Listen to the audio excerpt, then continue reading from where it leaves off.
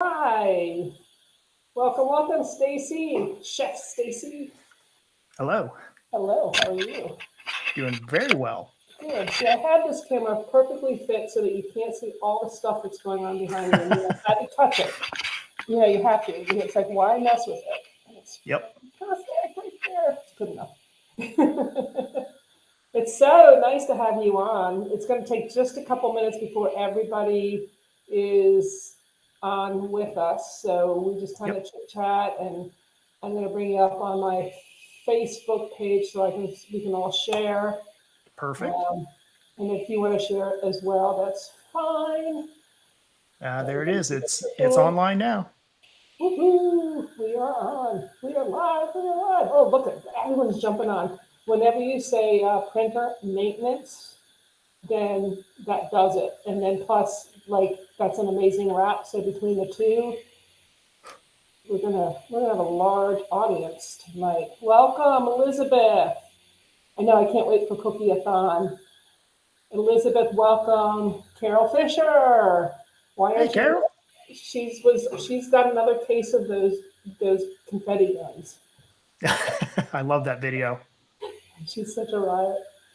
Evelyn, hello. She says hello to both of us. Elizabeth is looking forward to Cookie-a-thon. I'm going to be giving away 5 free all access passes tonight. Ooh. Barbie, hey, sweetie. Good to see you soon. Sandra Weber, hello. Jessie Ann, our buddy. Sharon Rochelle Johnson says hello. Sid's on. She's driving. Always driving on a Tuesday. That's true. Huh. I wonder where she goes on Tuesday. She's been driving all day. I talked to her earlier. And Carolyn Hughes and Heather Salmon, hello.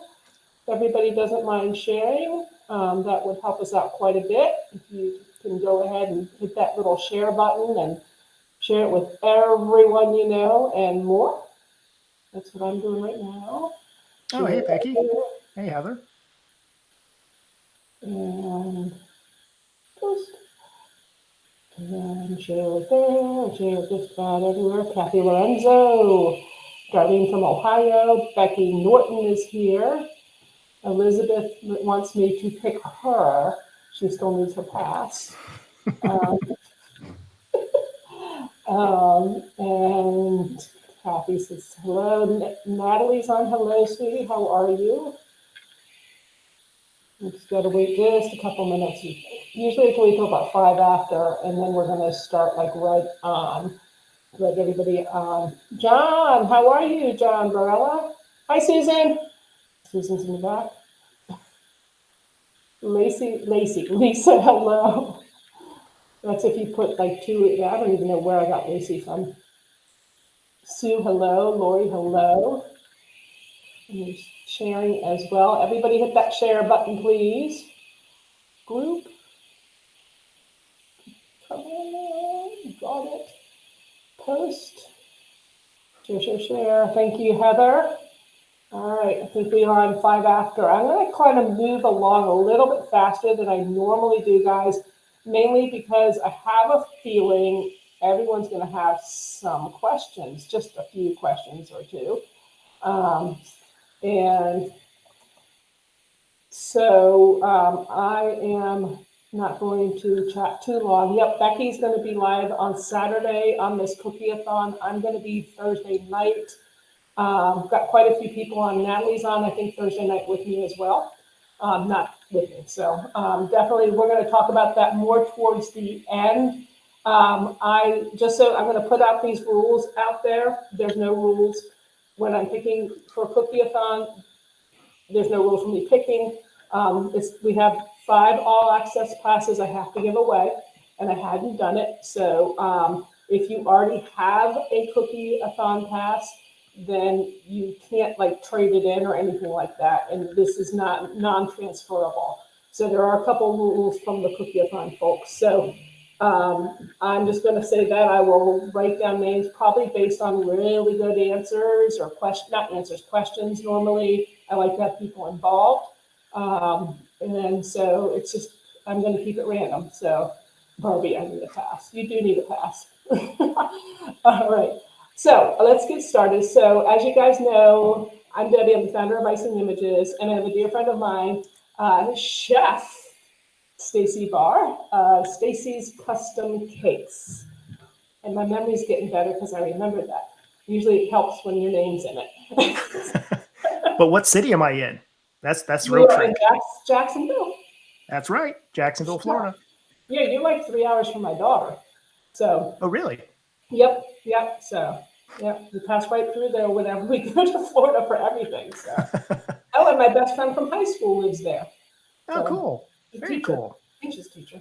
All right, so I got to keep my chit chat. This is very hard for me to do. I'm going to keep my chit chat down.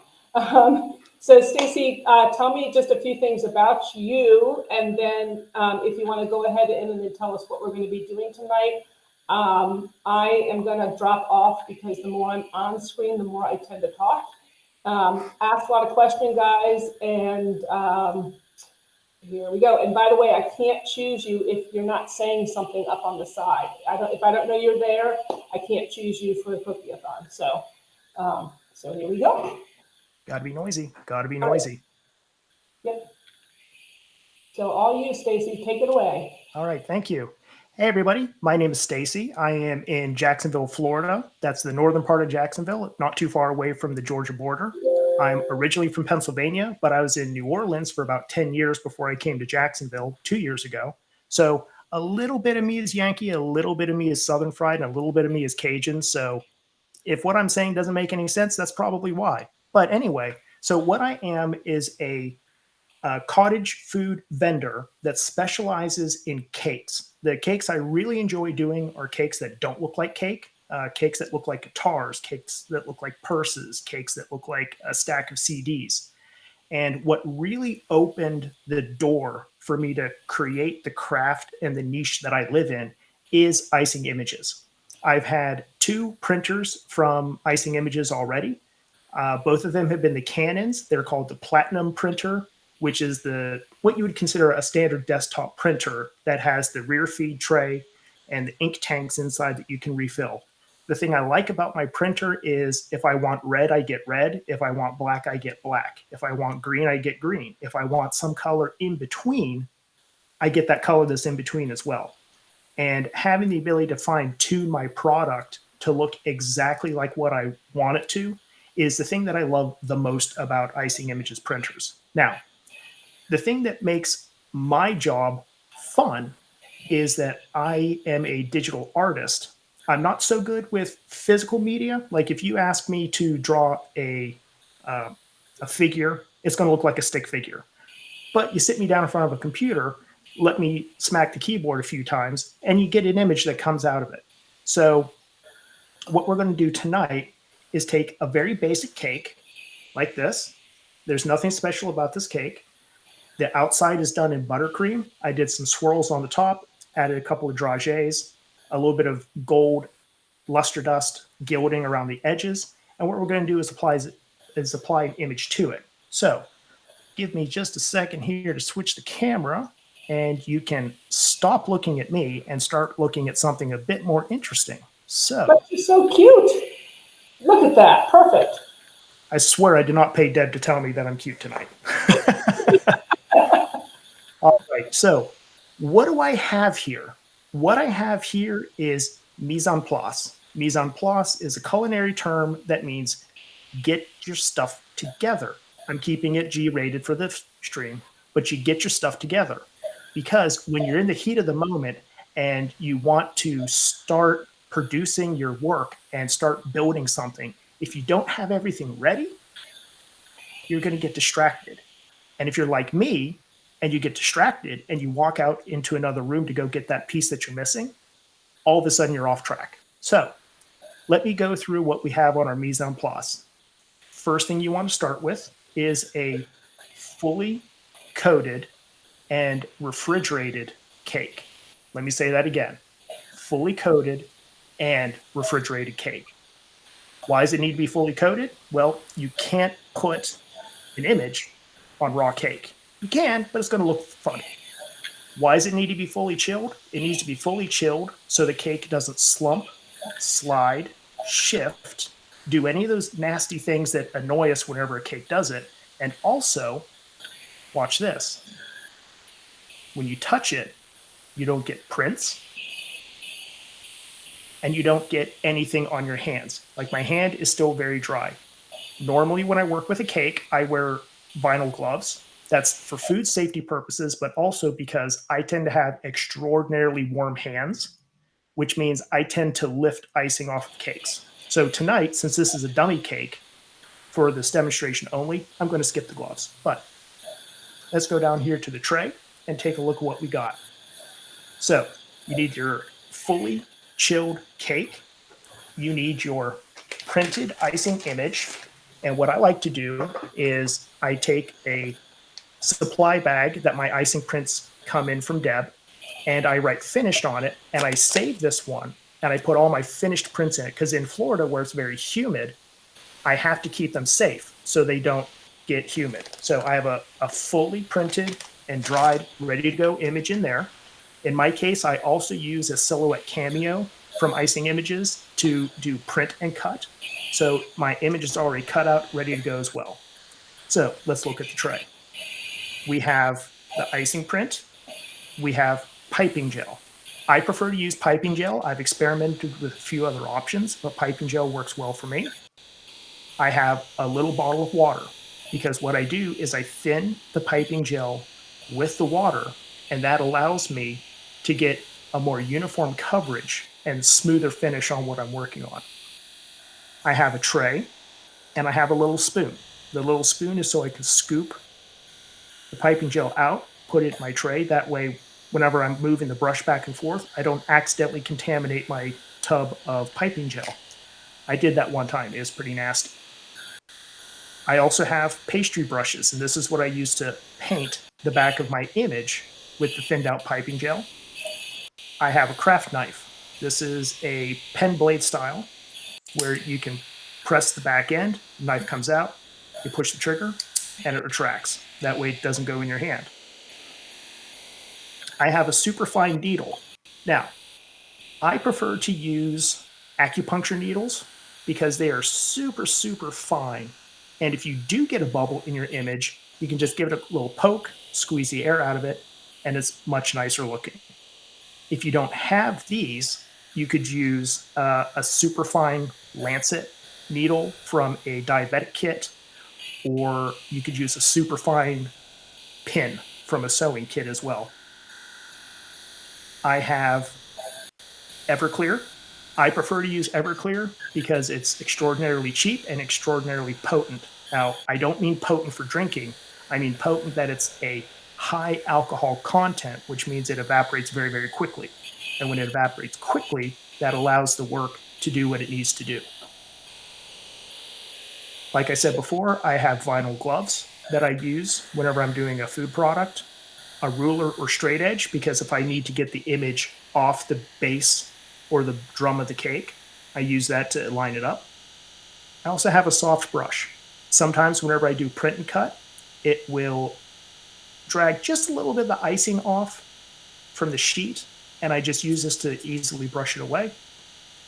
I have a poking tool. In this case, it's a Dresden or a veining or a boating tool, and I use this sometimes. I just need to get underneath the image and pick it up ever so slightly if the image has a lot of fine detail on it. I'll show you what I mean about that in a second.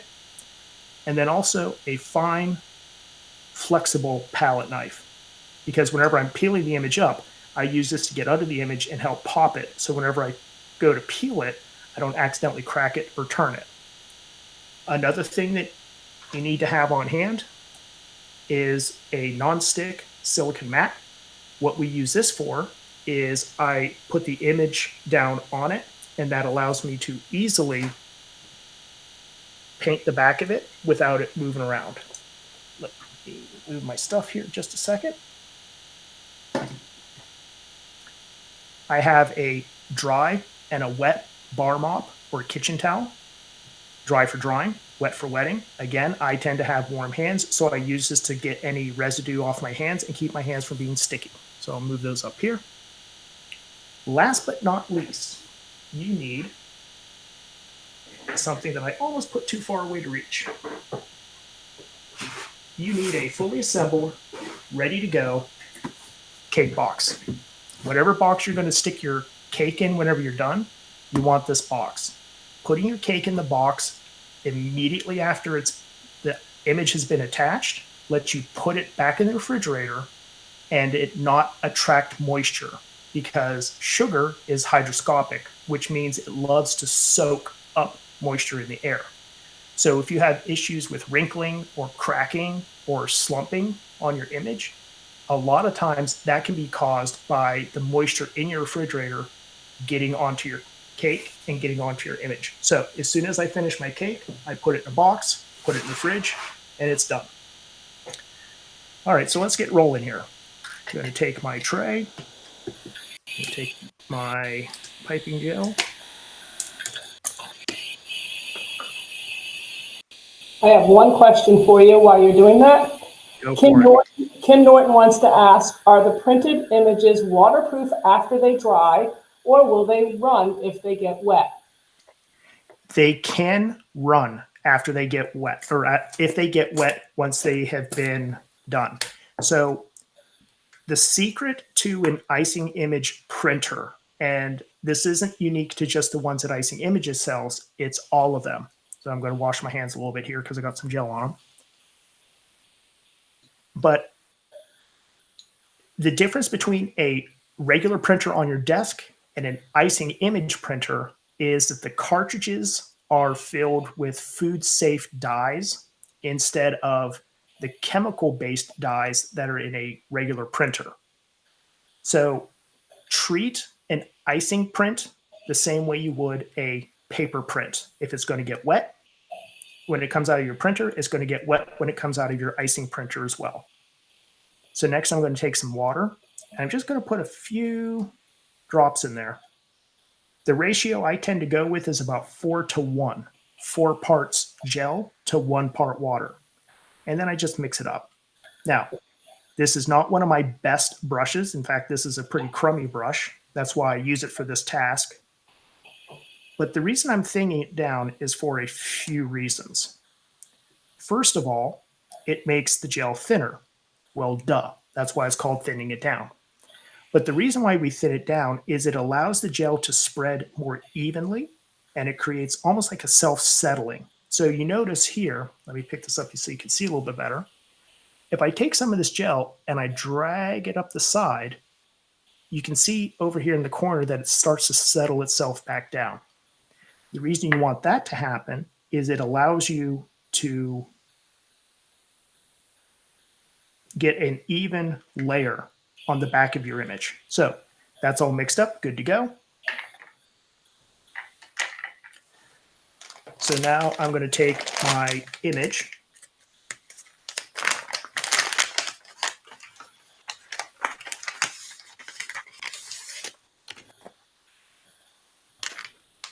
and we'll see if Deb can realize what I snuck in here without letting her know. What did you sneak in? What did I sneak in? What did I sneak in? Well, I will tell you later, but I won't tell you now.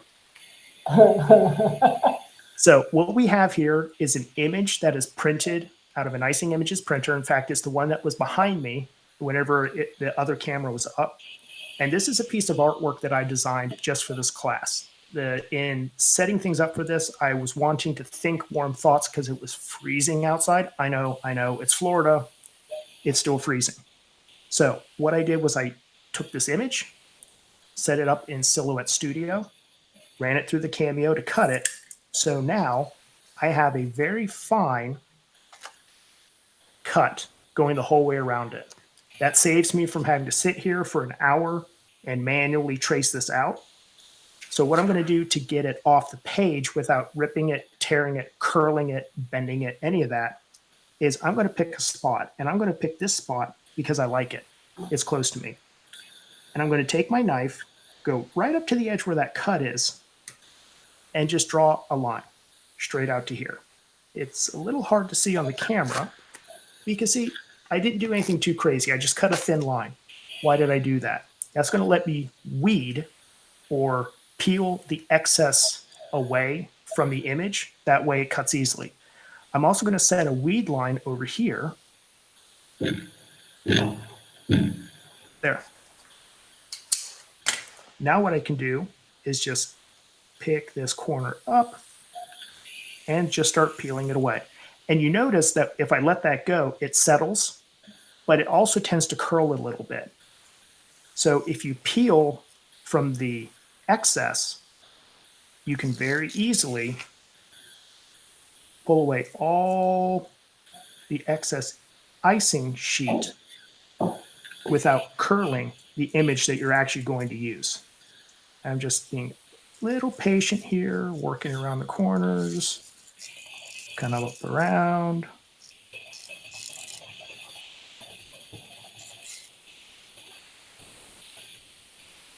Just like that. And you can take this, snack on it, throw it away, whatever you like. Now I'm going to take my palette knife, pick up the corner of the image, work my palette knife under it, just like this.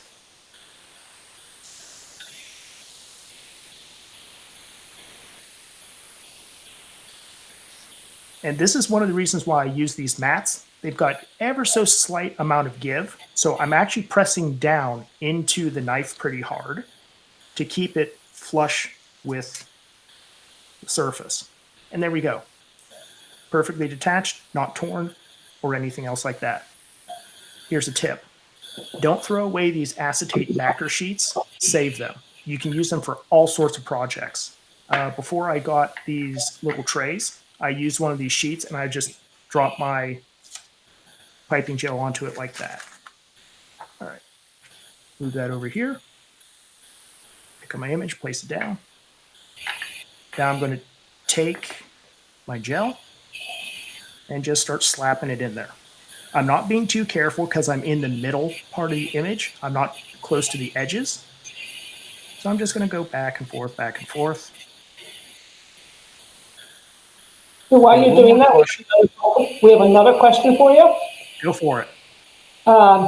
This is from Elizabeth. Can you freeze the cake with an image? 100% yes. I have done it. It has saved my tail because a couple years ago I was in New Orleans and our average temperature for every day that week was about 100 degrees. I'm not joking. And I had to go an hour and a half away to deliver a cake. So I put the cake in my freezer in the box. Again, in the box, even more important when you're in the freezer because freezers are an even higher humidity environment compared to a refrigerator. And I froze the cake for about an hour and drove it there. And if you happen to look at the photos I have posted on Facebook or whatnot, it was the Jurassic Park cake that had Icing Images on it. And that the picture that I had there was the picture that the client sent me. And that was like 3 hours later, I think, after I made that drive in 100-degree weather.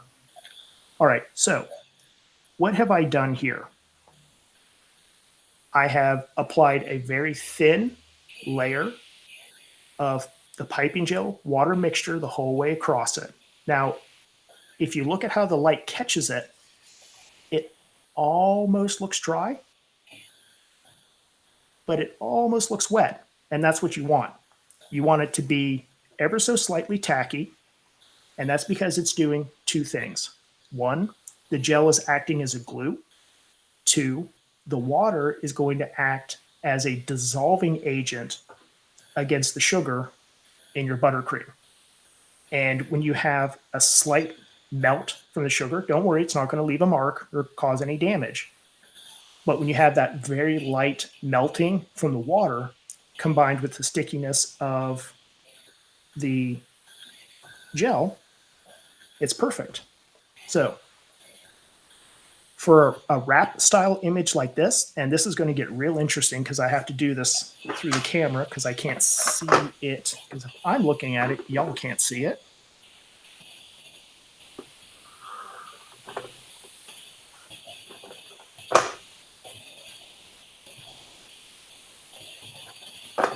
Yeah, there we go.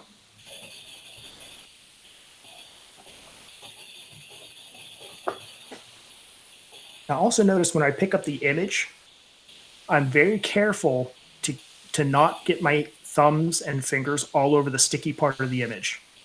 So now what I do, doing this with the camera, give me a little grace. I place it against the edge of the drum and the edge of the cake, pick it up, and now look at what I'm doing. I'm making it almost a wave shape where the edges are out and the center is coming in to meet the cake, just like that. Now, why did I do that? For all Why the, all right, so why did I do that? Bubbles tend to form in pockets where the image is applied with a pocket of air underneath it. Now, those pockets of air can come from really two locations.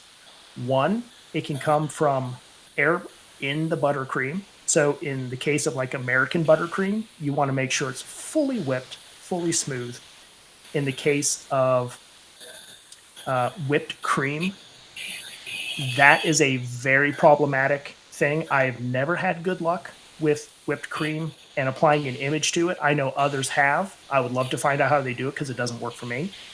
But Swiss meringue buttercream, French meringue buttercream, ermine, Russian buttercream, all of those tend to work very, very well for this if you make sure it's perfectly smooth.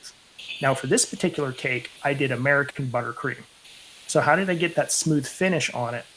I took my cake, I smoothed it, and then I went back over the second time with a scraper. In fact, let me go ahead and pull that scraper out to show you what it looks like.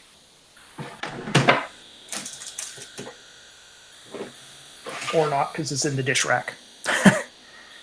But it's just a straight metal edge, and I used my blowtorch that I use for working with isomalt, and I torch the edge of it for a couple seconds. That way the edge gets really, really hot. It's not so hot that it burns when you touch it, but it's hot enough that whenever you do touch it, you can tell it's hot. And I scrape the sides of the cake, and that gives me perfectly smooth sides. So I take my image, and now I'm just going to work it up over the sides. And I can tell right now that it's not perfectly level because of the angle I'm working at, but the lesson here is if I can make it work in less than ideal situations, y'all can make it work when you're in your home kitchens or your studios, and you can actually look at what you're doing instead of looking at it from behind. If you could see the other camera, it's pretty funny. No, you can't put that other camera up, Deb and Lori. So now what I'm doing is I'm just coming back along here, and I'm just using the pad of my finger to press from the center out to the edge. Because if you look right here, the shadow shows you that the edges are curling away from the cake ever so slightly. And that's a great place for an air bubble to get trapped. So I'm just taking my finger up along the side, boop, push it into place, boop, push it into place, boop, push it into place. And just like that. Oh, awesome. I have an air bubble, so I can show you what to do with it now. I was Most hoping people for don't that. say awesome. I'm sorry, say that again. I said most people don't say awesome. I have an air bubble. Well, that's what I was hoping for. I was hoping for a boo-boo. That way I can show you all how I fix it. Yep. All right. So I'm going to take my acupuncture needle, and what I'm going to do is put it down so I don't poke myself. And I'm going to take this pencil to show you what I'm going to do. I'm going to look at my bubble. My bubble is right here. I'm going to look at the area around my bubble, and I'm going to address it now, because if you put this in the chiller and it starts to get colder, as it gets colder again, because it's been out of the fridge now for about 30 minutes or so, so it's getting a little warm. Like if I try pushing up into the buttercream now, you can see that it is leaving a dent right there. So it is getting a little soft. But I'm going to address it now because if I put it back in the cooler, the bubble's going to shrink because air shrinks in colder temperatures, and the bubble might go away. Great, job's done. Nope. When the cake gets warm again, whenever it's being prepared for service, then that bubble's going to come back, and you're not going to be there to fix it because you've already delivered the cake or the cake's already been picked up. So I'm going to look at where that bubble is, and I'm going to look at the area around it. What am I looking for? I'm looking for a dark spot. What? I'm looking for a dark spot, or I'm looking for a spot where a shadow is meeting something else. Now, in this particular image, there's no shadows, but what I do have is a beautiful dark spot right here. And what I'm going to do is take the needle very finely, just poke a tiny little hole. Tiny, tiny, tiny little hole. And if you look at where I put the hole, focus. Yeah, just hold on to it. There you go. Yep. Maybe not.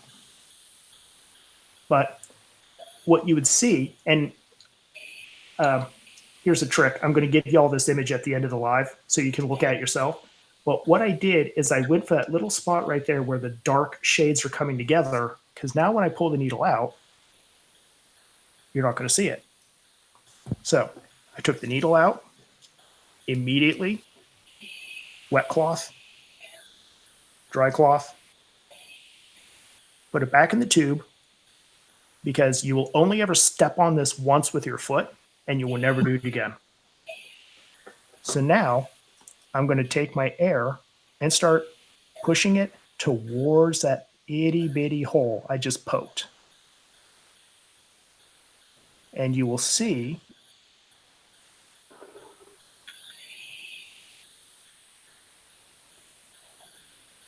that the bubble just disappears.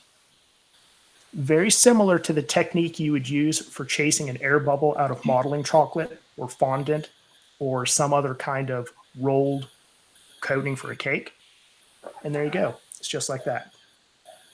That's great. Now we have a couple questions for you before Go we for it. go any further. I just kind of hold them till there's a breaking point. Catherine Donner wants to know, when you were applying the image, could you also use a fondant smoother tool as well? You can, but here's the caveats for that. On an image like this that has a lot of contour, and contour means it's that edge, like this has lots of ins and outs and dupes and dots and whatnot, just like this rose or this parrot. Something like that, if you're taking the scraper across it, I'm sorry, the smoother, if you take the smoother across it, you could catch one of these if it's not perfectly in and tear it. So what I prefer to do is, again, I would normally be wearing a vinyl glove, is I would take the back of my knuckle right here or the back of this knuckle, depending on whether I need a short area or a large area, and I would take my finger and just run it across and use my finger as a scraper. And I hold my hand like this for a couple of reasons. It puts a little bit of tension on the skin, so that gives almost a flat edge-ish, but also it balls up the meat in your finger, and that provides a smooth and gentle surface that you can go over, because no matter how much you smooth the cake, it's going to be a little bumpy in some places or have a ripple or something like that. And a scraper or a smoother, while it works very well on a clay-like material like fondant, on something like this that's more fragile because of its thinness, it could cause it to tear. But that was a great question. Thank you. Okay, we got another one for you. Lisa Thomas wants to say, add a thin layer of fondant behind the image before add it to the cake so the image is protected by the fondant. I guess it's more of a comment. Yes. So that is a technique I use when I make cupcake toppers. A trick that I like is I will take my pasta roller and I'll roll out a thin sheet of pasta, cut out 1.5-inch medallions, and put them on my rack, stick it in the dehydrator for about 3 hours or so at 115 degrees, get some super, super dry. Then I do a print and cut again for like a 1.4-inch diameter circle with my image in it, pop them out, put a little piping gel on the back of it, slap it on the top of it, and it's perfect. So that's what I use for a cupcake topper. In Okay. this exact scenario that I think you're describing, I would do that on, say, like a larger sheet cake or a sheet cake that is black icing. So I've done a couple of cakes that had black icing. So I will roll out a thin sheet of fondant, place the image on it, and then trace the image out again. Now, here's another trick you can use. Print the image twice. Cut the image out twice. What you do is you take the first image, place it backside up. So let's pretend that I'm going to do that right now. That was a great question. We're going to go off a little bit of a rabbit trail here, but that's okay. Got all the time in the world. So I'm going to peel this image up. Jesse, the question was about putting fondant on a backing, but now he's going off on a tangent. And he's teaching us something else, basically. That's why we keep it loose. Mm-hmm. That's why we keep it loose. Loosey-goosey. Okay, so this right here is from iDesigns on Icing Images. It's image number 792, and it's this beautiful just collage of these artistic style roses with the swirls and these green leaves along it. I love flowers. I love roses. So this was a perfect image for me. And all I did was I just took out the background to avoid wasting some ink and cut it out. So pretend that this is also a rose. Pretend. So what I would do is take the first image, the one that I want to see, flip it over, apply my piping gel to it. And for this example, I'm just going to put a quick blop down. Then I would take the other image, place it on top at the edge, and make sure it's lined up. And then slowly, so slowly, work it across from one end to the other. Instead of going from the center out like I did on the cake, I'm going from the edge to edge because I want to make sure that all the details are lined up perfectly. Now, what did I just do? I created a double thickness icing sheet. So the Icing Images sheets are very thick to begin with. I don't know what the exact thickness of them are, but they're thicker than other sheets that I've used in years gone by. But now you've just doubled it. So what does that mean? That now means you can take it and put it on something very dark. Can't you do that anyway? You sure can. Okay. But like here, let's just pretend this is something solid and black. And I place that image down on there. And you can see a difference between how this red looks versus how this red and this red looks. Because you have that extra backing and it's preventing the black from bleeding through or reflecting through. And So this effect is even stronger when it's the same image printed twice because you're getting a doubling effect. And it's isolating this dark color from here. So yes, fondant would work 100%. I've done it. I love using that technique. I feel personally that this technique is better because you don't have to cut the fondant and you get a more brilliant image from the doubling up effect of having two sheets stacked on top of each other. Great question.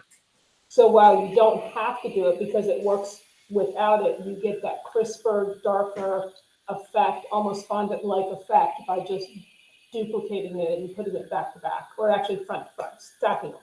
Yep, exactly. I wonder if you can do the same thing. I'm not sure if you messed with it yet with the smart sheet and an icing sheet, same image, because the smart sheet would stand up a little more.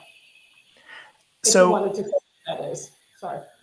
I've used smart sheets for lack of a better term, I'll call them architectural pieces that tend to stand up on their own support. So if I'm just doing a quick and dirty cake topper, I will do the double print, and then on the back, I'll take a thin stripe of piping gel, and then I use a piece of fettuccine pasta because it's flat. Press it onto that, and then just stick it on top of the cake. And there you go. You have a cake topper that's also edible, and you've not put anything in the cake like a dowel or a stick or a skewer or anything like that that could present a choking hazard. Cool. Love those tips. Everyone's really loving this. Good. Good. I'm trying to be quiet because your teaching is very well. You are very clear and understanding. You go over things, so usually I don't have to say anything. Oof. Oof. Careful. Careful. You're doing good. You're doing Careful. really well. I can, somehow I think you'll be okay. Yeah. All right. So let's talk troubleshooting, because that's something everybody loves to talk about, is how do I get my image to apply correctly? So number one, like I talked about, make the sucker cold. It's got to be cold. Like you can see here that just in the short amount of time that I've not been messing with it, the corners are trying to peel up. Part of that is the delay in me explaining what I was doing here in the middle and the edges drying out. But also it's from the cake and the image were different temperatures. And as they try to equalize ever so slightly, ever so imperceivably, the icing and the cake and the image are shifting. And whenever they shift, you tend to get this peeling effect. So that's, if this was a cake I was presenting to a client or anybody for that matter, as soon as I finished applying that image, put it in the box, put it in the chiller, and don't touch it for 20 minutes. Doesn't have to be forever, just 20 minutes. Some other issues you might run into is wrinkling.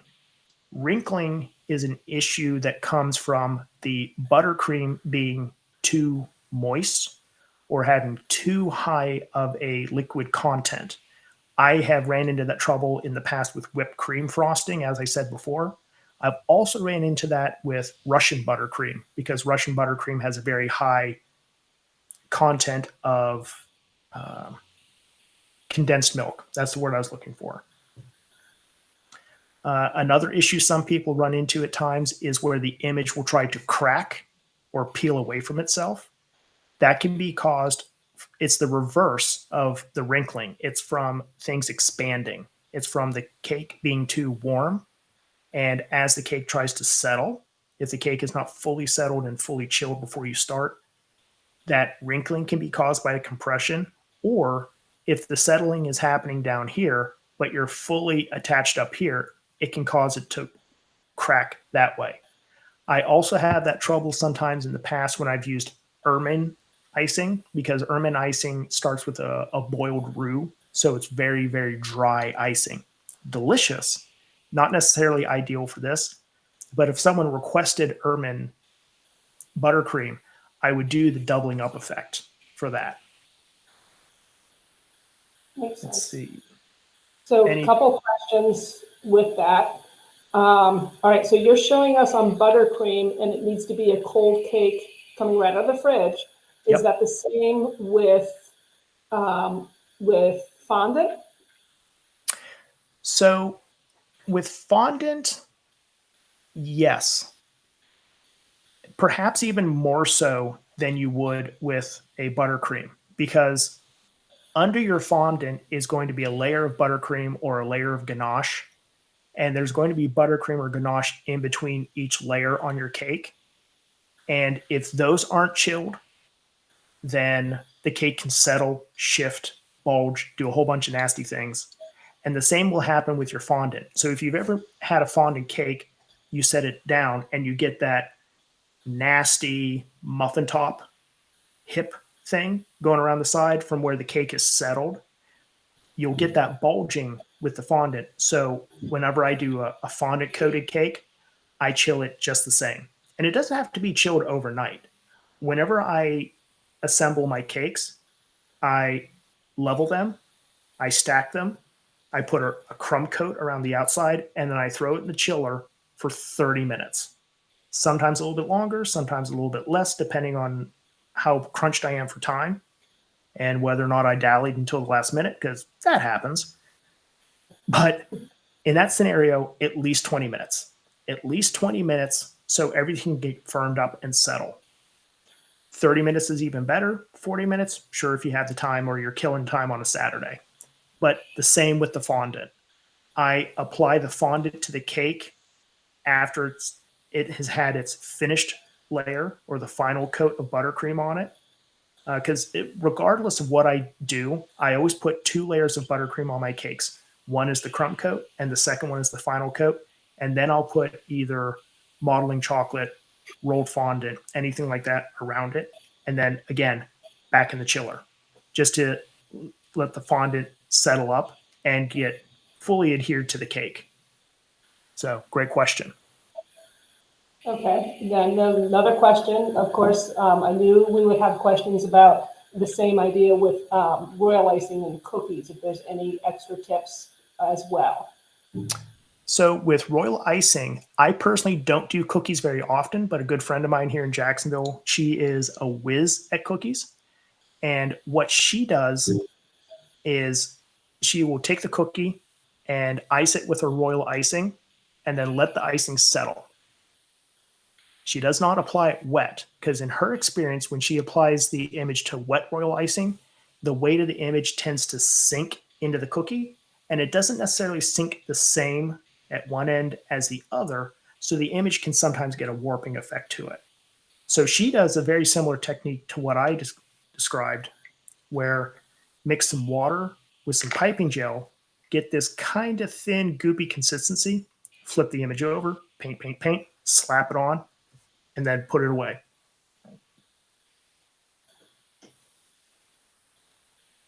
All right, that's wonderful. You're doing good. Everyone's loving this. Awesome. Okay, Julie said, I missed this. What is the chiller, the fridge or the freezer? Oh, you put it in the fridge. Great question. Yeah, this is me and my funny words. The chiller means the refrigerator. Okay. And okay, we're getting more comments. I'm sorry. What about when you're taking that cake out of the fridge, whether it's on fondant or buttercream? You already have it boxed. So when it comes out of the fridge, is the image going to run or bleed? That is a great question. So, will it? Probably not, but better safe than sorry in my world. So, what I do on every cake, and whenever I do a delivery, I have this explanation already scripted in my head, and I share this with my clients. But I have, oh, is that mirrored? No, it's good. Perfect. All right. So I have this label on top of every box where, like, if there's anything in the cake or on the cake that's inedible, it states it right here. Cover your butts. And then tips for professional presentation is keep it in the refrigerator if possible. But when you do take it out, leave it inside the box on the countertop at room temperature for 1 hour.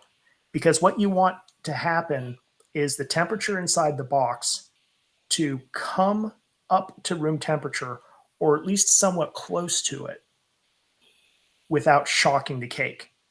Because if you think about a tea glass or a water glass or any glass that has ice in it in the middle of summer, you get condensation on the glass. And that condensation isn't something magic happening. It's the humidity in the air reacting with the coldness of the glass, beating up into little beads of water, and then it runs down the sides. The same thing can happen with your cake. And the easy way to get around that is to let the cake sit in the box on the countertop at room temperature for 1 hour. And then whenever you go to take the cake out of the box, it's not room temperature. So it's still going to need to warm up a little bit unless they like cold cake. But it will be close enough to room temperature on the outside that it won't have that shock effect and that will reduce the likelihood of dripping, running, anything like that. Okay, so now you have a really nice box, by the way. It looks very secure, and it looks like it holds in a lot of the outside elements, the heat, humidity, etc. What Yes. they're asking is, do you wrap the box in plastic wrap, which we've heard about, or is the box enough to prevent the humidity from shocking the cake?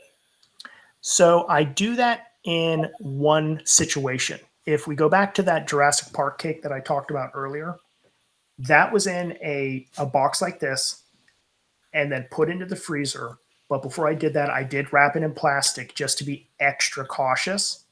Then I took the entire box and the plastic and stuck it inside a gigantic cooler. And inside the cooler, I took a couple of water bottles that were filled up about halfway with water and then frozen. And boy, I wish I had some props for this, but I don't. So you've seen the deli containers, like what you get from like any delicatessen or the takeaway, doggy bag, whatnot. I would take one of those containers. Perfect. I have a prop now. Boom. Pretend that's a deli container. Forget that there's icing in the bottom of it. I would take a bottle, fill it about halfway with water, freeze it, wrap it up in a paper towel, stick it inside that cup, put it in the corner of the box, and then use a wire or string or something to tie it to the corner of the box so it wouldn't go flopping around or anything like that. I'm sorry, not the box. In the cooler, I'd use a string or something to hold it against the side. And that prevents any dripping from getting on the box. If any dripping does come out, it hits the plastic, which again protects the box. And if the box is protected, the cake is protected. So I wasn't quite prepared to tell that story, so I hope that that made sense. Okay, so Nancy's asking why you refrigerate the cake in the first place, because I guess a lot of people don't. So for people that are fortunate enough to not have to deal with 80-degree weather in February, you can probably get away with not refrigerating it. Me personally, when I work with a cake, again, it goes back to the fact that I have very hot hands when I'm working on a cake. I don't want to melt the cake or damage the cake because like this cake was fully refrigerated. And by fully refrigerated, I mean it's been in the refrigerator for at least a couple of days. And if I just put my hand up against it for a few seconds and peel it away, you can see the greasiness just coming right off on my hands. So I have very warm hands. And the way I found to get away from that and accidentally damaging the cake or the finish of the cake is by chilling it every time. Okay. So that particular system works for me. Okay, now I'm going to that label. I think that label's awesome. And that was on the top of the box, correct? Yes. Okay, do you, this is kind of more, I know, I think I know the answers to your questions, but I want to bring this up because that label is awesome. And I think everybody agrees that it just keeps things a little more copacetic and running in the direction that we all want them to run. Yep. So do you point that out when you deliver the cake? Say, hey, look at this label right here, just for your information. Sort of. So I have I call it the ritual. So whenever I deliver a cake, I have whoever suggested this, I really wish you had let me know ahead of time because I would have had it printed to be ready for it. Just kidding. But I have a copy of the invoice. I have a copy of what I call my service guide, which is a diagram of how to cut the cake to get the number of servings that you request out of it. And I have those packaged together with the delivery slip on top. And whenever I present the cake to the client, I say, hey, can I bring this in and, just set it on the counter and show it to you real quick? Usually they say yes. If they say no, I work around it. But I set the cake down and I say, so this is an origami box. It's an origami box, so it will open up flat, so you don't have to reach inside and get your fingers all over the buttercream. So you pop the sides, and then I do this, and they sneak a peek. Get my face in front of the mic again. They sneak a peek inside the box and they go, ooh, and awe. And I say, then you just flip open like that. You can reach in and pull out your cake. All right, And where then, do you get those boxes from? That's going to be the next question everybody asks. hashtag not an ad, brpboxshop.com. They offer free shipping to the lower 48 states with every order, and that doesn't matter if you order 10 boxes or 1,000 boxes. And their customer service is phenomenal. I like it when companies make mistakes because it gives you a chance to see their how they really act with their customers and their clients. And they sent me the wrong size box, and I called them and I said, "Oops, you sent me the wrong size box." And they go, "Well, which box did you order?" I said, "I ordered, I think it was the 10 by 10 by 12." And they said, "Oh, they pulled the wrong box. They sent you the 6-inch box, not the 12-inch box." And I was like, "That's correct." And they said, "Okay, great. You'll have them tomorrow." They air overnighted a package of boxes because someone in the warehouse pulled the wrong order. Great customer service. And for me, that's a winner. And not to mention, the prices of their boxes are not bad either. So, getting back to the ritual, then I package it back up and I say, okay, so here's a couple of tips. Leave it in the box on the countertop for 1 hour before you cut it. That will prevent the, just like I said, the sweet tea glass effect in the middle of summer. And, yada, yada, yada. I say the rest of it. And I said, and oh, by the way, just in case you forgot all those things that I said, it's right here on the label. And I draw their attention. I don't make them read it themselves, but I leave it with, and if you forgot all that stuff I just said, just check out the label. And they go, oh, okay, great. So they've listened. They will. Yes. and knock on Formica, I've not had a cake collapse yet. So that's awesome. I hope I just didn't screw that up for the wedding I'm preparing for in a couple of weeks. Yeah. Right. Jesse Ann has a comment for us as well. Also, when you keep your cakes cold and then boxed, or and boxed, she probably means, you have a cake that is cold inside and then tempers out to the outside that is hitting the warm. Sorry, the cold that comes out. I'm not following her well enough. She types too fast sometimes. She's like me. The cold comes out from inside and it sets up the buttercream, or the buttercream had fondant, and gives you guys time on the delivery. Exactly. And that's actually a good observation, Jesse Ann, because I don't do pickups at my house. I really don't like people traipsing through my yard. So I deliver every cake, and that's part of my service. Is I call it, front door white jacket delivery, because I'm wearing a white jacket. Go figure. And having the cake fully chilled allows me to transport it anywhere in the area and not have to worry about it sagging, settling, melting, anything like that. And for anyone familiar with the Jacksonville Metro, it is not uncommon for me to get calls for cakes that are an hour to 90 minutes away, because that's just considered part of the Jacksonville area. We're a huge metro with lots and lots of highway driving in between. So yeah, that's another good reason that I refrigerate my cakes. Okay. And Elizabeth is asking, what size box is that for a cake? The one you have right there. So this one here is a 10-10. No, I'm sorry, that's wrong. This is an 8-8-10. So it is 8 across, 10 inches tall.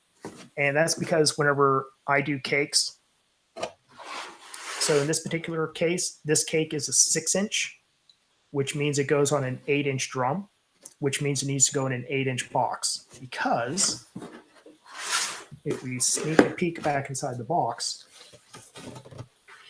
you can see I have a couple of drums in here just to add some weight to it. You want, let me reach a light here. You want the box to be close to the edges of the drum. That way, the box itself holds the cake steady. So if I take this entire cake and throw it inside here, and again, this was for the demonstration, so I don't care that it was damaged. But because of that, if something bumps into the box, it's going to keep the box away from the cake and not damage it.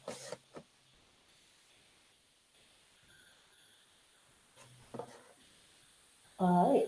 I think Jessica said I deliver also, and she's also obviously in Florida, and I chill to Canada from here with frozen bottles in a cooler. Yep. The frozen bottle trick works every time. You probably use that too, actually, just to bring things in my car. All right. Any other questions, or do we want to start talking about how to keep your printer tip top? Yes, let's go ahead and talk about that. I know it's 8 o'clock, guys. So let me ask you this, okay? We can keep going. I have no problem doing that. We also have the option, if you want to do a part 2 next week, we could do that as well, because I have a feeling you're just the number of questions that you've had so far, it's going to triple when we get into maintaining the printer. So kind of want to we haven't really talked about that. So I'm fine if we keep going. It's just, I don't know what Lori's saying in the background. She's saying something, but I can see a picture, but it's kind of up to you, Stacey. Whatever you want to do is fine with me. I don't have anywhere to be until 8 o'clock tomorrow morning. Okay. Do you want to continue going tonight, or do you want to do a part 2 next week? I'm fine with continuing if the rest of the gang wants to continue. All right. Yeah. We'll definitely have a part 2, whether it's Christine, whether it's now or next week. We'll definitely have a part 2, and probably a 3, 4, 5, 6, 7, 8, and 9. He will be back with us if he really wants to be, and I hope he does. So it's kind of up to everybody here. Yeah, I think everyone wants to continue. Lori, are you okay? Because you're holding up the back end. Part 2, I have to leave. Yeah, we're not going to be able to win for everybody, guys. One thing I do want to mention too is that let's see. I'm just trying to think if we should do that little drawing now or at the end of the other part, because normally we stop at 8, and that way people who only plan to 8 will be eligible, because we're going outside the plan. So, all right, would prefer a separate part 2. Okay, that's fine. All right, so Lori, can you hear me? Give me your thumbs up. Do you want to keep going, Lori? Thumbs up.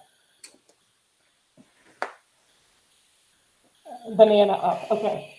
I think that's a yes. All right, so this is what we're going to do. This is going to, Catherine, this is going to be more about regular printers, not about Big Blue.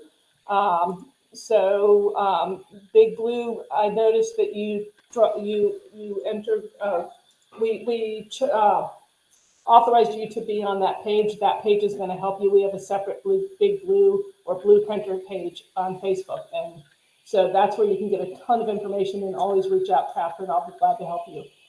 All right, so we're going to continue, but first, I've really got to figure out a way to, who's beeping? Is that me?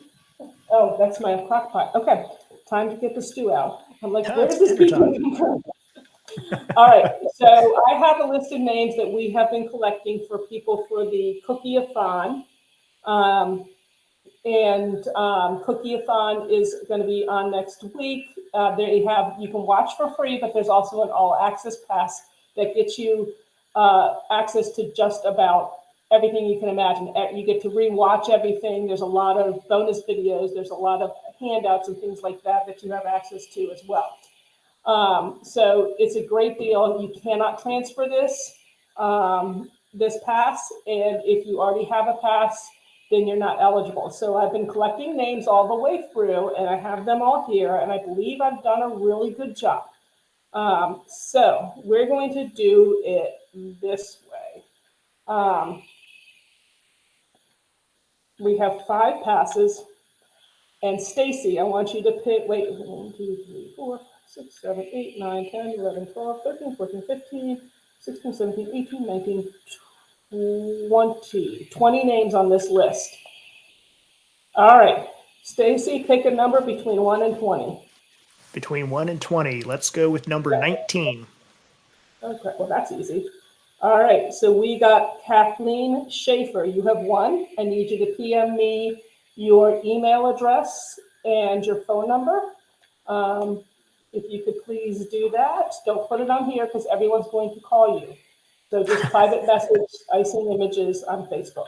All right, go ahead and pick another number. It cannot be 19 now. Let's go with lucky number 3. All right, Lisa Tui. You won. Same directions. All right, go ahead, pick another number. Let's go with number 15. Okay, now I got to cancel. Oh, can't. Wait. 20. Wait, 20, 19, 18, 17. All right, Sandra Martinez. I scribbled your last name. Same thing, name, email, private message me. Go ahead, pick another one number. Let's see. How about number 11?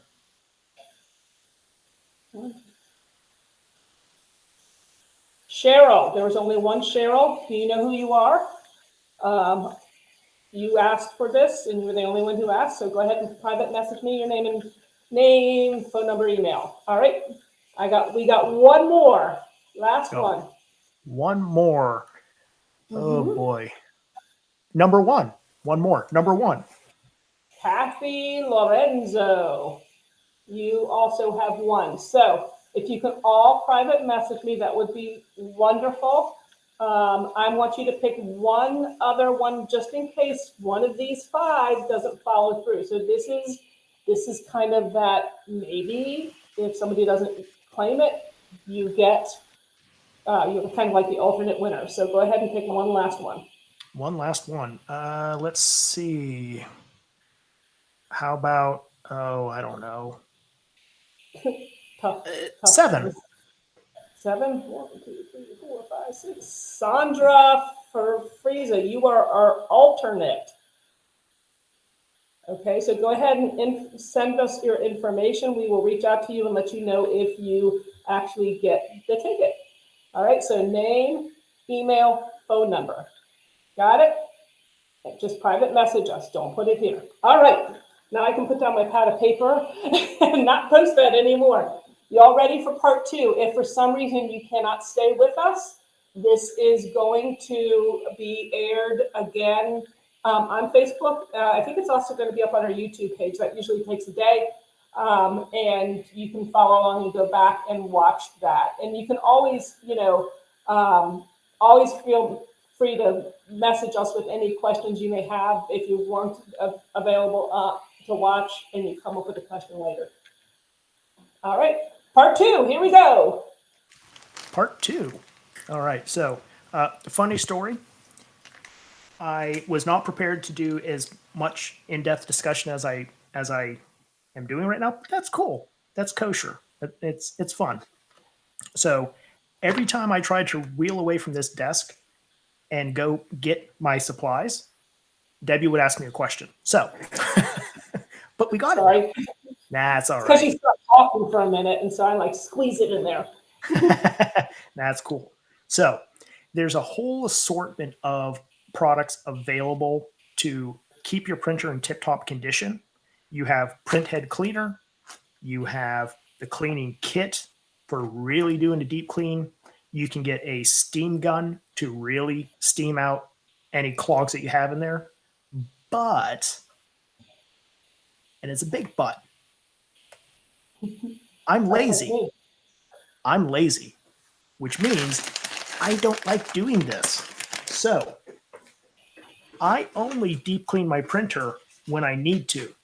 And by need to, I usually mean once or twice a year. The current printer I have right now is, what did I say it was, Deb? Canon 8620. It was one of the platinum printers. Yep.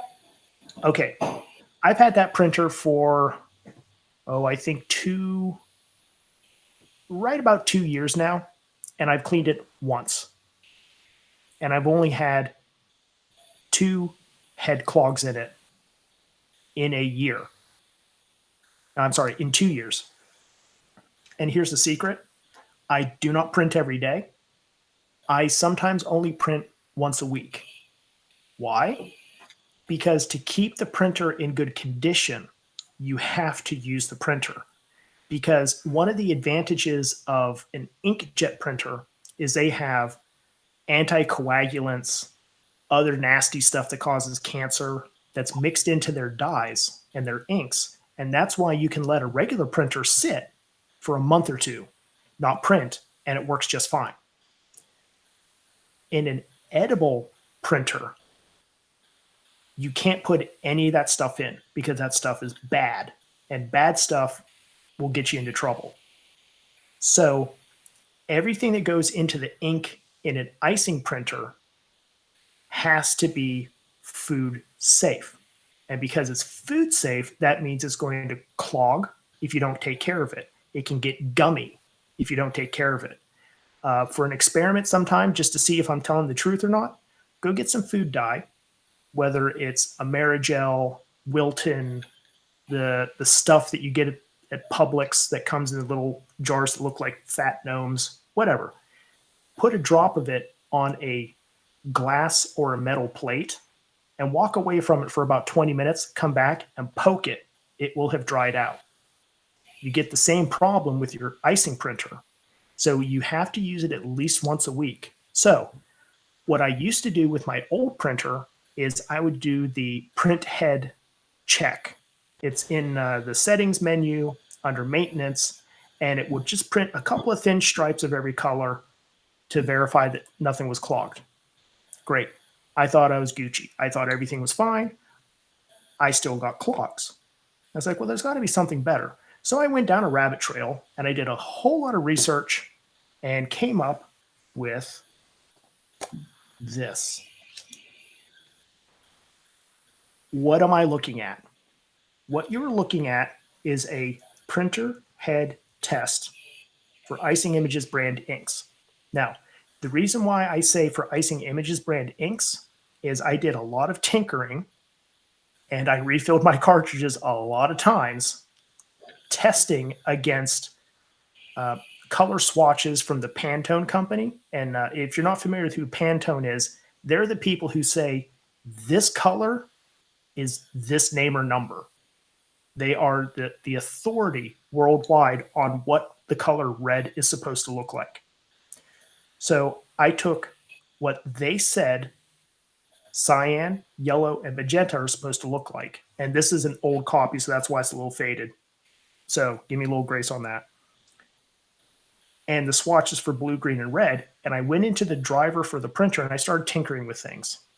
And I started getting things adjusted the way that I wanted them to look like how I felt it should look. And after doing all that work, I came to the conclusion that the reason why my printer stopped clogging is because it was actually getting used. So what I did was I developed this. And what you have is 1, 2, 3, 4, 5 sections. And each of those sections do something different. So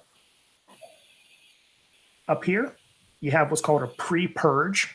And what that does is it ensures that the heads are fully functioning, fully clear, and ready to do the test. So imagine taking a dry erase marker, and before you go up to the board, start using it, you just go down to the corner and go, and you just, real quick, just to make sure that it has juice in it.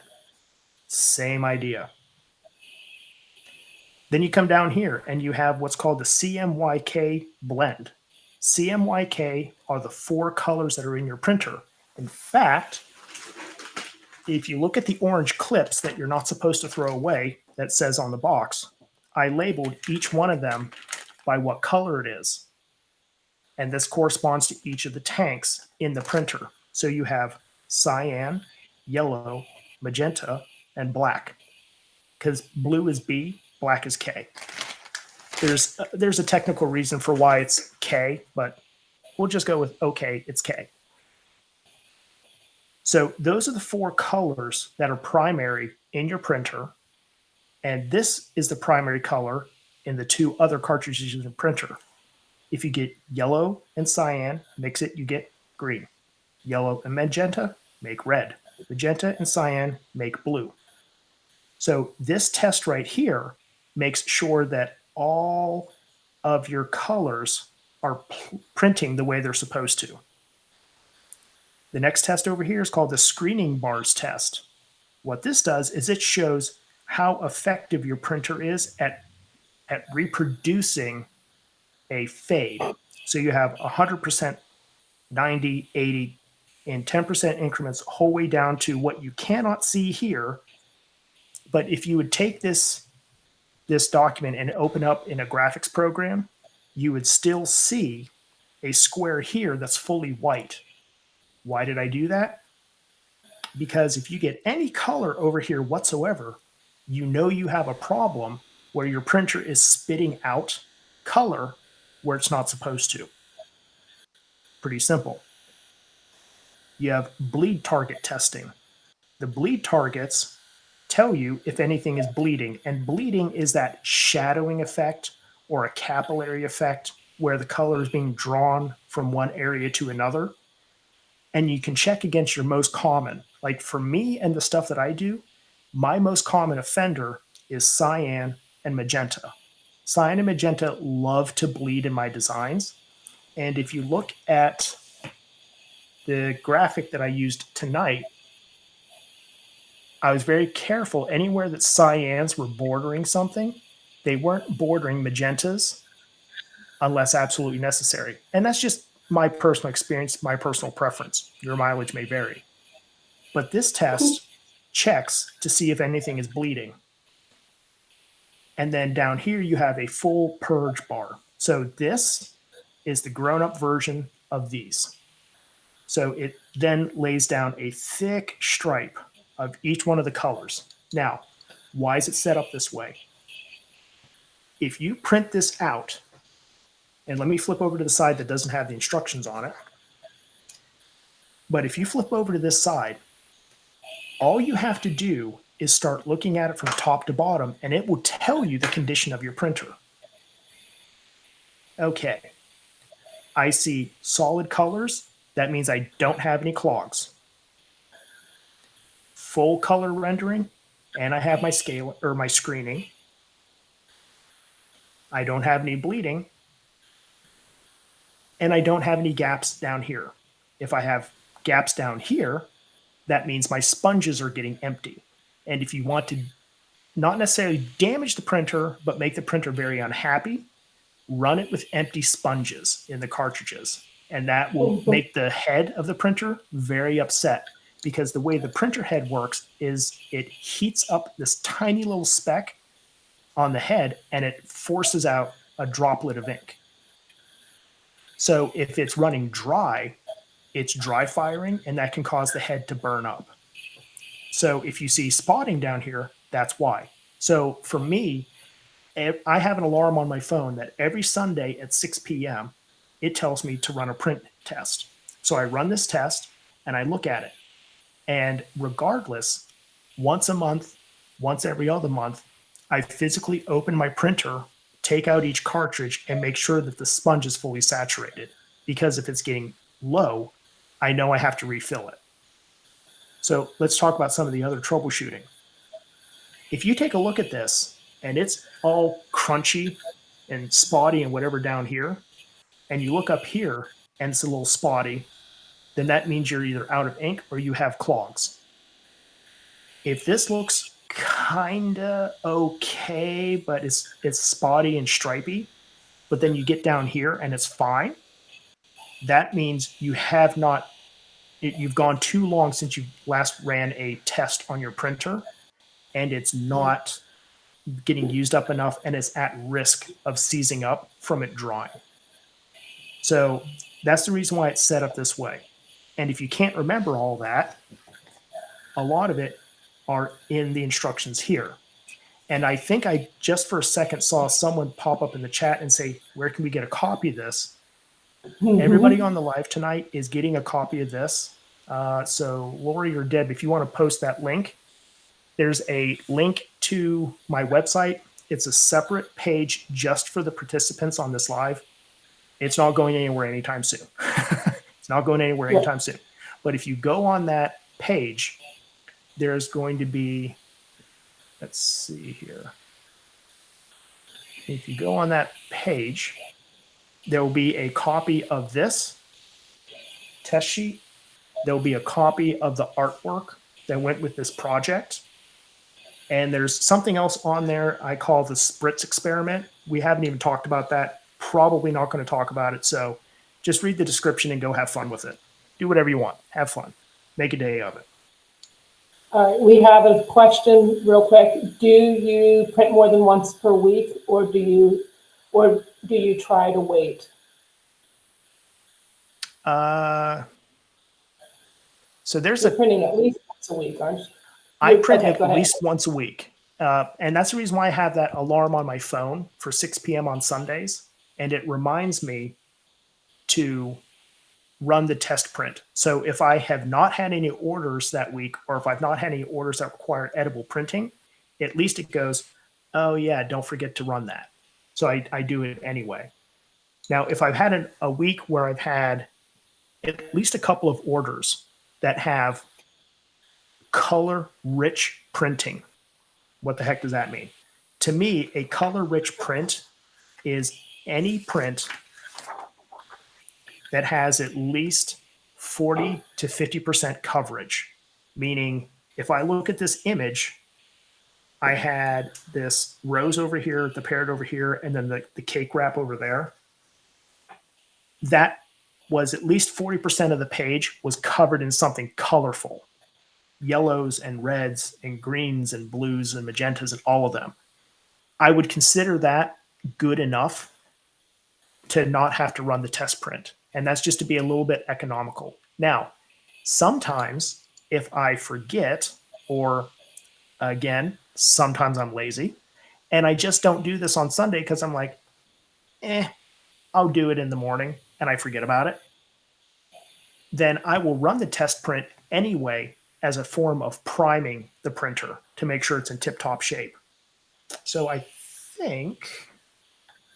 So you're saying you would run it before you print just to make sure if you didn't run it that week? Just in case. Because the way I look at it is, oh, and by the way, there's two versions of this in the download. There's the version with instructions and the version without instructions. Use the version with instructions just for reference. Use this version for anytime you actually run the test, so you're not wasting the additional black ink from printing the instructions. And here's the logic I follow. If you look at, please be in here, please be in here. Here it is. You should recognize this, Deb. Here's a test print that Deb and I were working on when we were talking about some of the different settings that are going on here.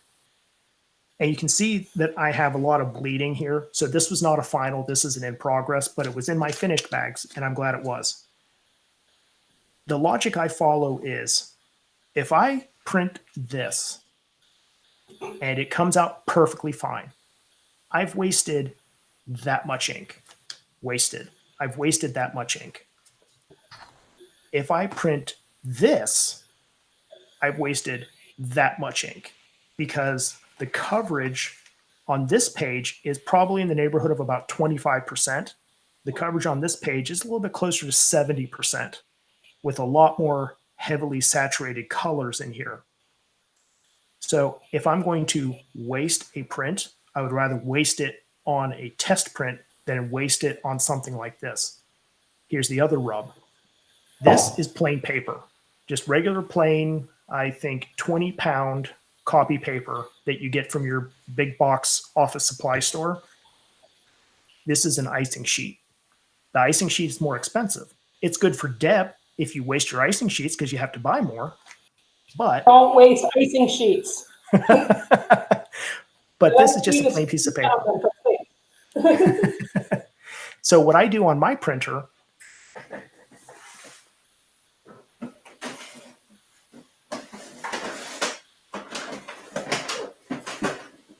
Okay, there we go. We've linked it on the bottom, so it's going to stay there for just a little while, guys. So that will help you. perfect. He's moving his printer. Here it is. So That is a few years old. about two, I think. I'm going to look. I have the power. You have the power to look up my account. That's creepy. Oh, yeah. I know. I am the owner. I hope I do. That's true, you are.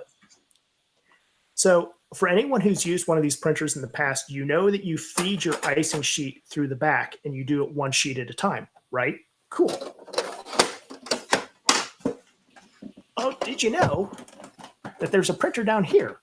I'm sorry, not a printer, but a tray. This tray is where I put plain copy paper, just regular paper. So whenever it's time to do my test print, I have a preset in the printer settings that says test print or something to that effect. I don't remember what it is. And it instructs the printer to use the bottom tray instead of the rear tray, which is how I have my printer set up as default. So it one little thing that saves a little bit of time, but I certainly feel like I'm calling myself out right now because if I'm too lazy and I don't even have to put a sheet in it, ugh. Wait, go back a second because Carol said something I didn't like, so I started to text or type it in and I lost track. Are you printing from the front or the bottom tray or the rear tray? When I do an icing print for the platinum printers, it's the rear tray, always. Yes, okay, good. Okay. When I do the test print, I use the bottom tray because my bottom tray just has plain copy paper in it. Perfect. Perfect.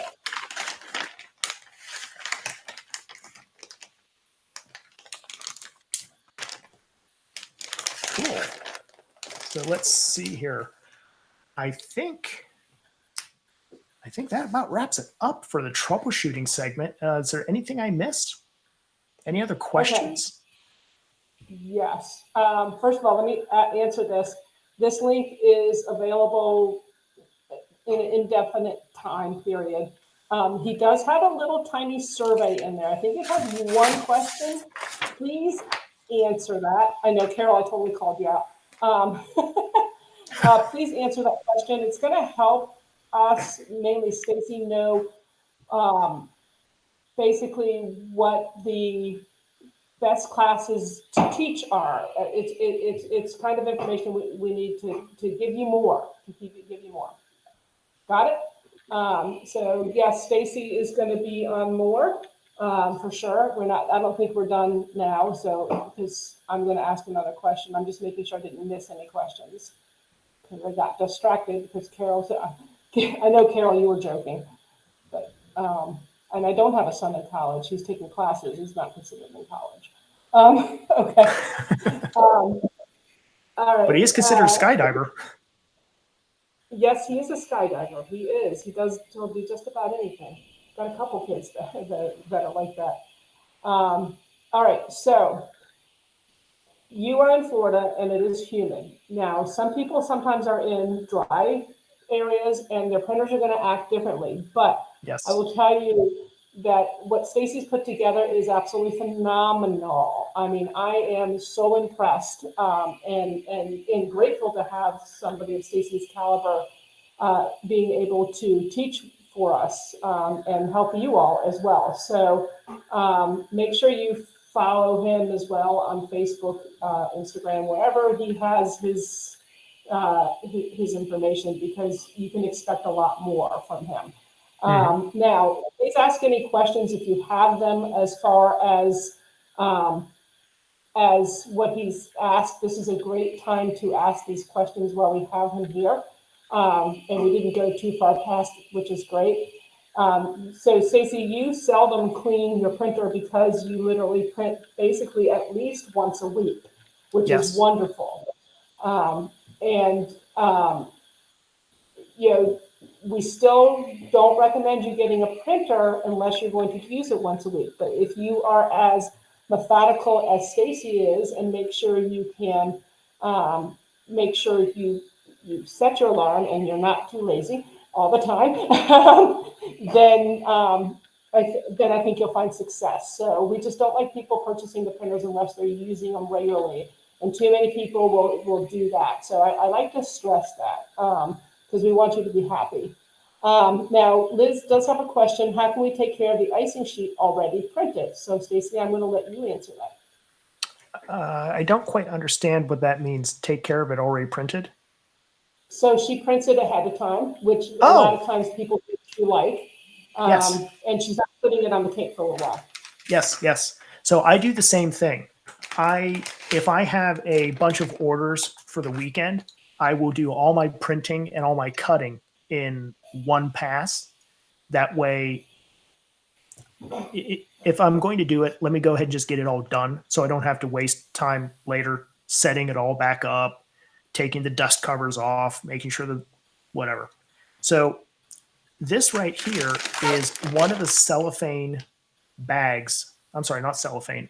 One of the metallicized bags that my icing sheets come in when I purchase them from Icing Images. And whenever I was done with it, I was like, huh, I bet you I can use this to keep a hold of my prints when I'm done. And that's exactly what I do. So I wrote finished on it. And if I pull this out, you see I've got a whole bunch of stuff here. I've got the acetate carrier sheets. This is something we just didn't have a chance to talk about tonight. Here's some test prints that I did before. Here's a cake topper. Here's some of those other test prints that we talked about before. And then a whole mess of acetate carrier sheets. And what I do is I take one of those carrier sheets and I make it the top. So it goes on top. So if I go to print something, and like in the case of this, I was like, oops, that parrot is actually for a project I'm doing in a few days, but I use this already. I just take it and I slide it underneath that and just provides a little bit of protection. And then I just throw the whole thing back in this bag.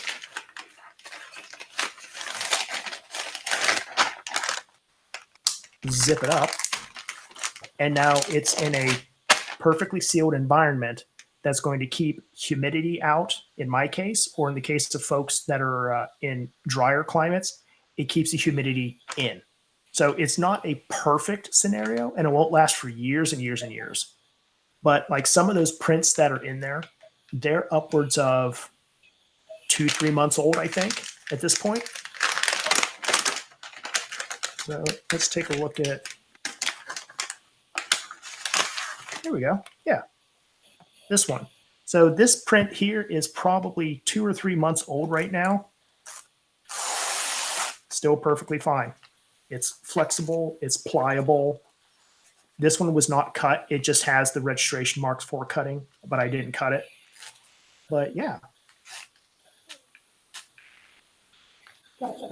Now you have bleeding on that, but you talked about that already. Yes. Yeah. The bleeding is my fault. Well, not necessarily my fault, but I caused it because I was messing around with the settings. Yeah. That was not a problem with the printer.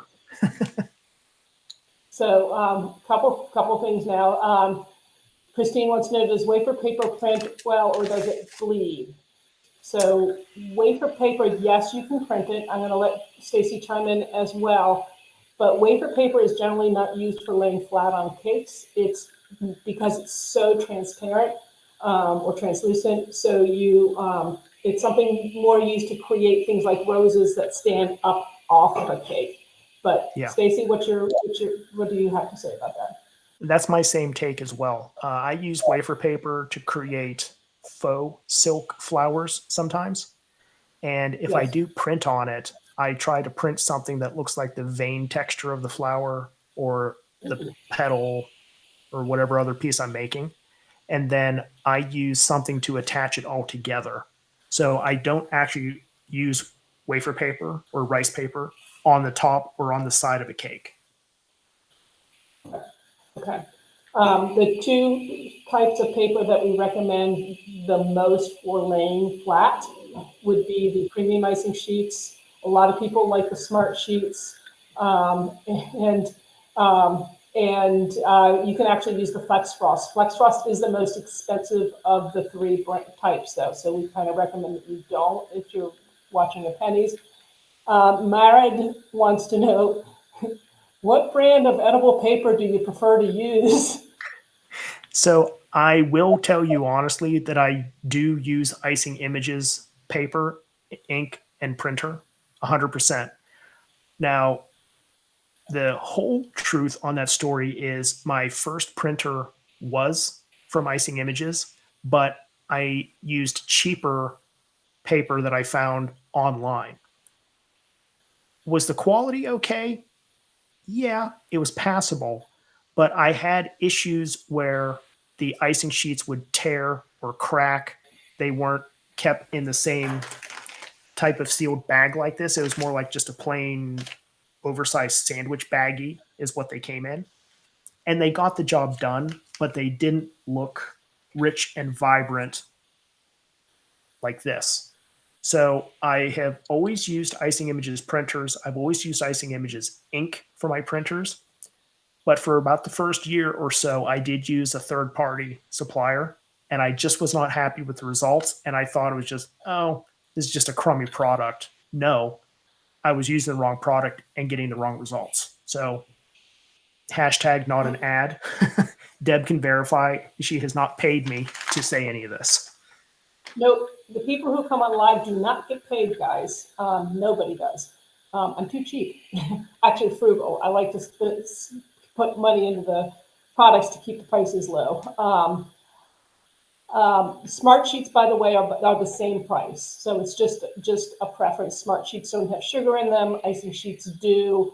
Smart sheets are more like cardstock, not quite as thick. Icing sheets are more like icing sheets. They're softer and more pliable. So it's just a preference, guys. Lori, I put a question up. Tell me what kind of printer you have before we're going to answer your question. And Nanette wants to know, what's the best thing to do to your printer if you're unable to print for an extended period of time? Like say you go on vacation. This is perfect. So this question is actually, yeah, I know why you're laughing, Deb. So this question is actually what started the process to get to here tonight. Because I was at the CME retreat 2 years ago, the first one, and I was talking to Deb and I was like, hey, I have this problem, blah, blah, blah. And it seems like it's anytime I'm away from the house for a couple of weeks. And Deb said, well, how do you take care of your printer? And I said, it sits there. And she said, no, no, no, no, no. Cover it. So I went online and I found a cover that fits my printer. Hang on just a sec. I'll be right back. Okay. All right, Lori, I'm going to answer your question in just a minute. He's coming back. I want to see what he's got, and we want to see where he sourced that because we're going to see if we can find you a link. I have not seen this guy, so. So this, Ooh. when I first started, I just took a trash bag, flopped it on top of the printer, and said it was good.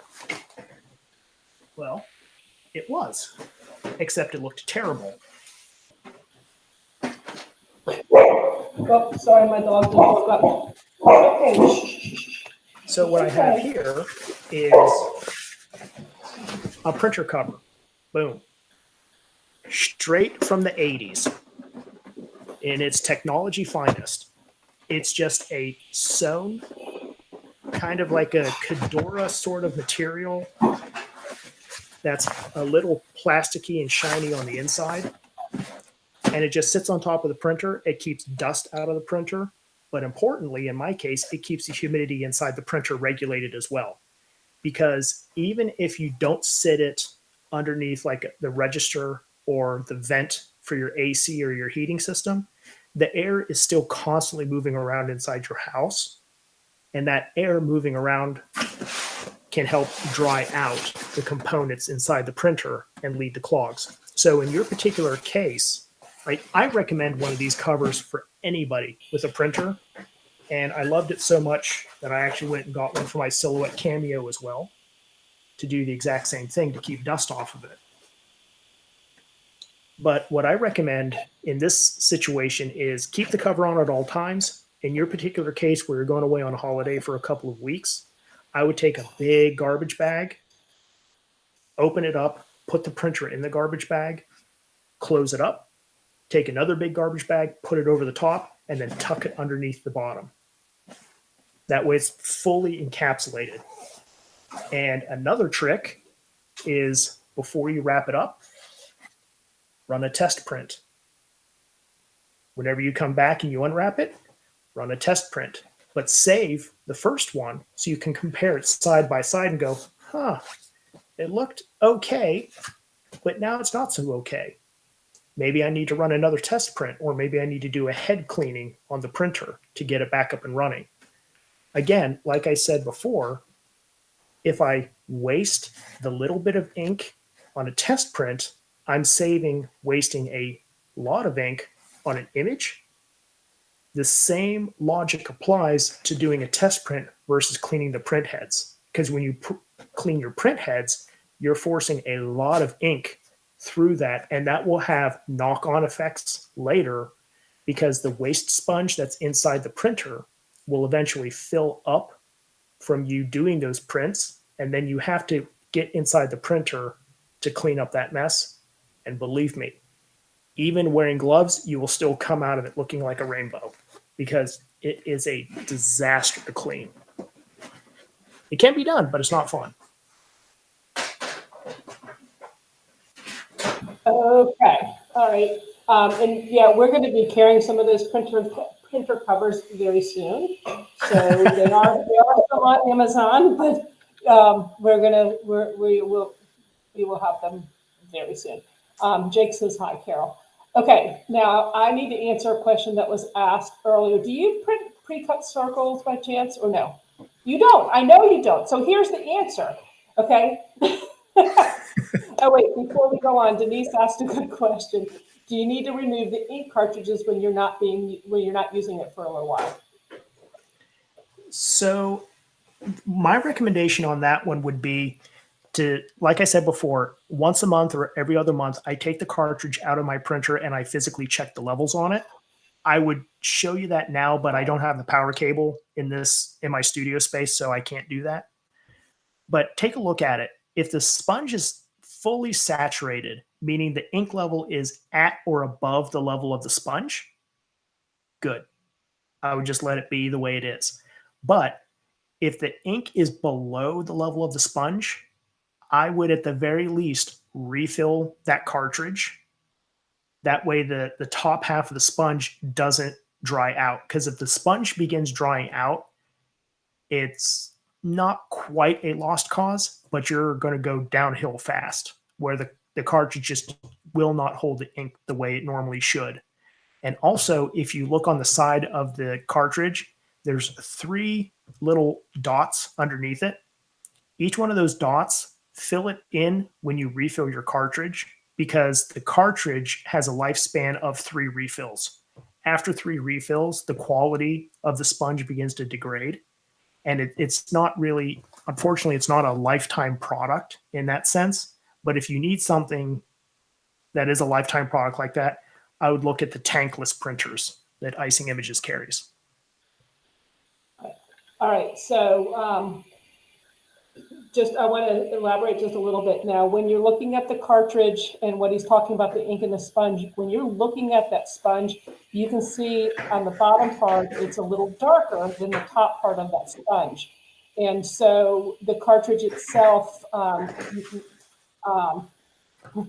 yeah, I'm not sure what you're about to do, but this is really great. But you can kind of tell on the cartridge itself by looking at the sponge and looking at the darker area of the sponge. On the other side, where the sponge is not, there is a tank where the ink is kind of just loose in there. So he is going to show us is what he's going to do. So, all right. So that's, you see the side where you can see the bubble of ink on there. That's the liquid size where you refill. And the other side is underneath that label. But you can see it, he's going to show you to the right of that label, that you can see that sponge and you can see where the levels are. Okay? So I just wanted to clarify that. That's a really great information. I always leave, I do not recommend taking those cartridges out ever because then your print head dries out. That is correct. Just follow what we're talking about, and it's awesome. All right, Yeah. so, Lord. All right, do you by chance have an electronic cutter such as a Silhouette or a Cricut? I ask you this because, and I'm being dead honest, I'm doing a video right now for a cookie-a-thon where I talk about this very thing. For me, and I'm being totally honest, I hate pre-cut circles. I've hated them forever. Why? Because you're like Avery labels, you're printing targets, 12 targets on a page or 15 targets on a page. And it's very hard to do. And we have a program and it works. And we've got tons of customers who love them, absolutely love them. So we can't get rid of them, okay?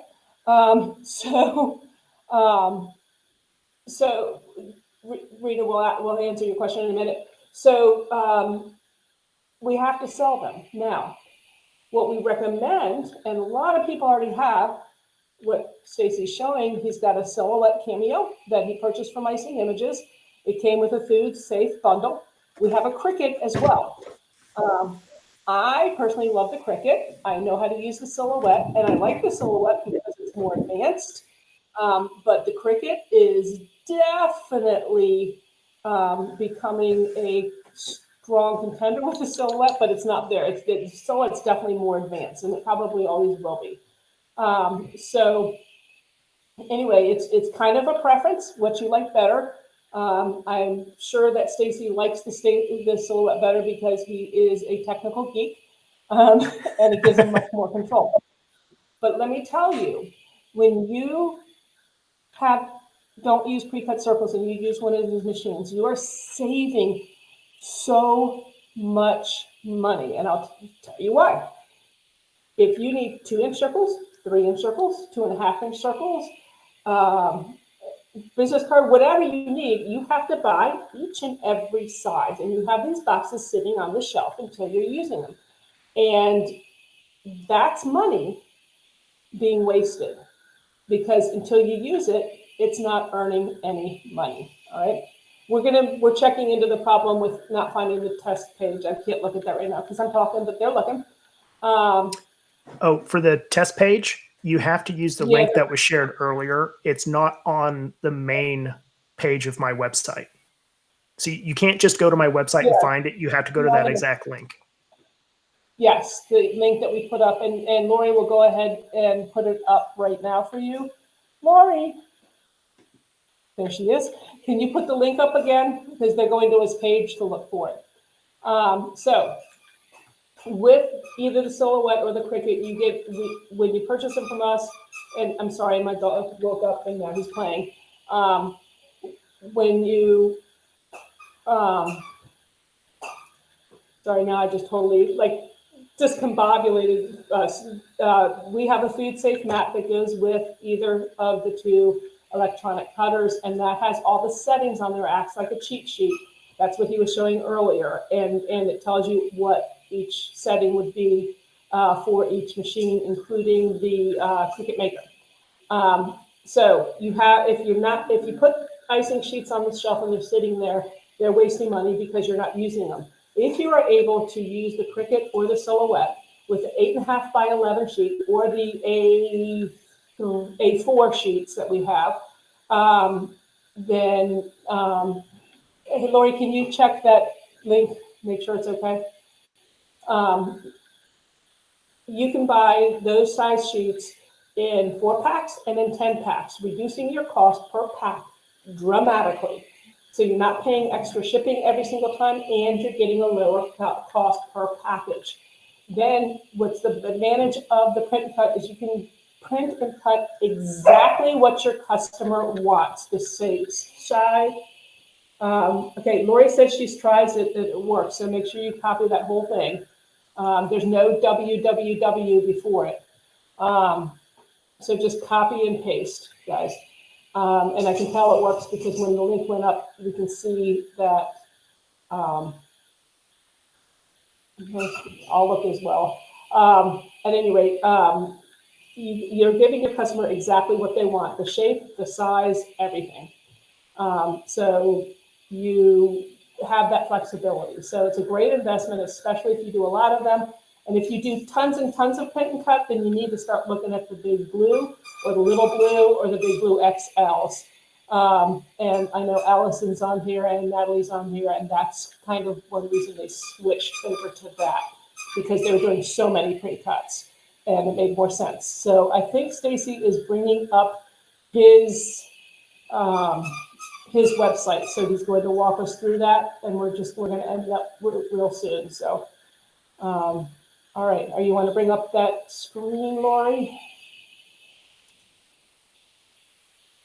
All right. So this is the link that he copied and pasted right up there. And you want to go ahead and I'm going to let you take over now. I'm stopping talking. It's all you, Lori. Nope. So you just go to the address stacey's-icing-live-2023-03-21. Longest address ever, I know. But Lori or Deb, if you could please post that in the chat again. Yeah, it's listed. We just listed it, and maybe if Lori wants to put it up on the screen, but she just listed it again. So, okay, perfect. Right, keep going. Perfect. So when you come to this website, there's a little welcome splash up here. And then down here, if you create anything using this, please share it with me. I would love to see what you come up with. Get creative. If you take the wraparound image, the Think Warm Thoughts image that I made for tonight, chop it up, hack it up, do something different with it, make it into paper mache. I don't know, do something crazy with it, have fun. If you'd like to see more from me, give me a suggestion here, drop in a vote. If you hit vote now, I promise there's a funny message there. It's not offensive, but it's just funny. And then there's a link here for the weekly test print, a link here for the Think Warm Thoughts. And for those of you that are Silhouette Studio users, it comes with the design file as well. And then there's an extra thing down here just to get your creative juices flowing. So that's it. Okay, if it's not working for you right now, what browser are you using? Switch browsers, that could be the problem. I know that it's working for me fine, and other people it's working fine, so my guess it has to do with the browser. So check that out, and if you're on your phone, that could cause the problem, because like Sandra said, she's getting unsupported file for the test print. Let me see, because I have it up right now. And download weekly. It's probably your browser.